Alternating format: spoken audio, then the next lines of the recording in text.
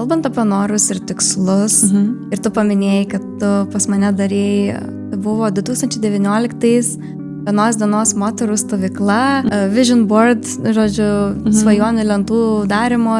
Ir tu paminėjai, kad atsivežei čia tą lentą. Tai galbūt, jeigu jų nori, jeigu jautiesi, kad gali pasidalinti, parodyk mums. Ir galbūt papasako, galbūt kažkas jau išsipildė. Yra iš tikrųjų čia ir parašyta data tavo. Rugsėjo 15 mes darėm. Rugsėjo 15 2019 metai. Ir kažkur tai ir buvo čia ar family business, ar family business, žinai. Ir nesinori man jos keisti, aš viskas išsipildau, užklijuoju ant viršaus. Ir iš tikrųjų daug išsipildė. Net pasakyti, ir kamino mačiau mano, kur mes ėjom.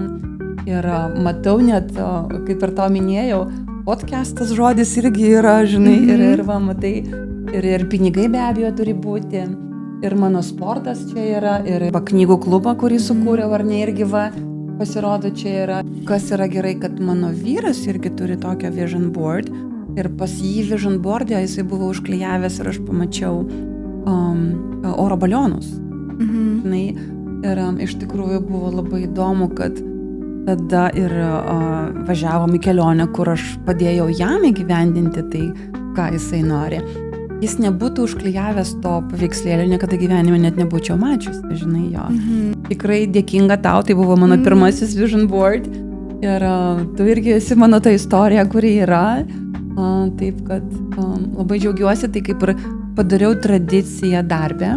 Mes darom irgi darbę su merginom ir mes darom šeimoj irgi, ar tai per kalėdas, per kūčių vakarą kažkaip, žinai, gal tai paplanuoti į priekį, pasižiūrėti.